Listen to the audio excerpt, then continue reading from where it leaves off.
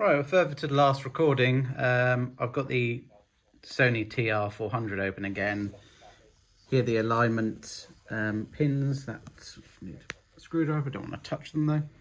I've done a lot of work on them. There's the right one. So the right one is the top of the picture. So have a look there. So the picture's playing perfectly now, and I've got headphones plugged in because that's been by far the easiest way to monitor what I'm doing. But yeah, it really is. It starts, my advice, if you're doing alignment and it really is that bad, best thing to do for yourselves is screw it all the way to the right. That's both of them. So there's the right one, which I say does the top of the picture. And this one over here, which has been a real bugger for me, does the bottom of the picture. So these silver, that left one is the bottom of the picture, and that one over there is the top. And yeah, it's basically as perfect as it's going to be. I think it sounds perfect. I think by gone slightly out again, but yeah, I mean the sound is the most important. You want to see the picture. The picture is seeming to work fine. Keeps dropping out, but that's because the camera was powering down at the time. Let's just see if that comes back on again. What we'll do, actually, that's just a break in recording. There we go. Yeah, I did have that top bit, the high logo bit, purely perfect really, but it seems to be fluctuating a little bit. I'm just going to rewind the tape. Sorry, this is going to be a very waffle. Cut myself off there on the phone.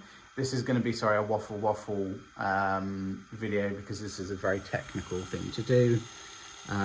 This is still playing the tape that it recorded, because trying to do another tape, I just screwed it up, and I don't want to damage any recordings I've got. So let's just check this. I also messed around, which is, where is it now? It's that one there, silver one. Now that the tape's popped up, you can see the drum clearly. That silver screw there is for the drum. Turn that too tightly, it will stall and it won't accept the tape. See if it's all right. It should be fine now because I've loosened it. Yeah, it's doing it fine. But that was too tight at one point and it just stopped the tape going down.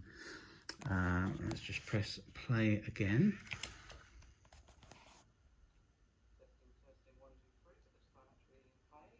Yeah, it's all right again now. Strange. I wonder if it's signal based. It seems to be stable now, but a moment ago it was sort of staticky. But important wise, yeah, the pictures, you know, you can see both the pictures, no rolling on the bottom, there's no rolling on the top, which is exactly what doing, messing around with these screws will give you, best quality of picture. And then, yeah, obviously listening out for sound as well. You don't want to hear any sort of too much hissing or anything. That would be an indicator, as well as the picture that you're on the right or off the track, of getting things to the best point it can be. But yeah, I think I'll just leave it there because it's probably not going to get any better than it is. But ultimately, I'm switch camera at this point, if it can. So yeah, at this point, I've got it to the best it can be. I mean, ultimately, as I said in the previous video, doing the demo outside with it, I don't want to use lots of tapes in this camera, because though it records and plays back perfectly again itself, when that camera dies at some point, those tapes will no longer be able to be played in any machine, because they are so completely out of line to standard cameras or how they should be set up. All my other cameras play perfectly. I've never had a tape alignment issue. As far as I'm aware anyway, I've never had that problem.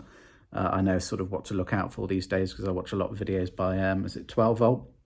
Very good, knowledgeable YouTuber who used to do this sort of stuff as his main job, repairing camcorders and the like. So he knows his stuff, and that's how I know how to do that, because I watched one of the ones he did with an alignment, similar model, but he's done it on a few. Yeah, no, this plays now, it records, it plays that tape, that's fine.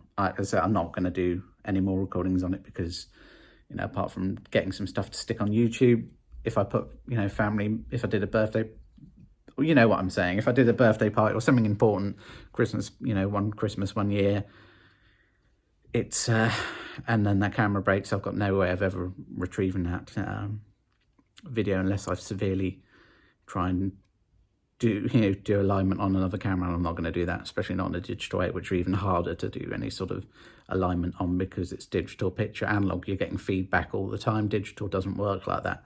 It's either you got picture or you're not really with digital. So certainly don't want to piss around with that. So yeah, I'm happy with that. I'm going to put it back together.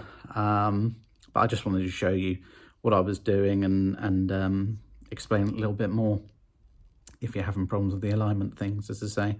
But yeah, certainly recommend using headphones because feedback, apart from the picture on screen, you need to hear that things are right. And if it's not, it'll start to crinkle or you'll hear hiss, and that is, it's showing you're going either right, you're going the right way or the wrong way.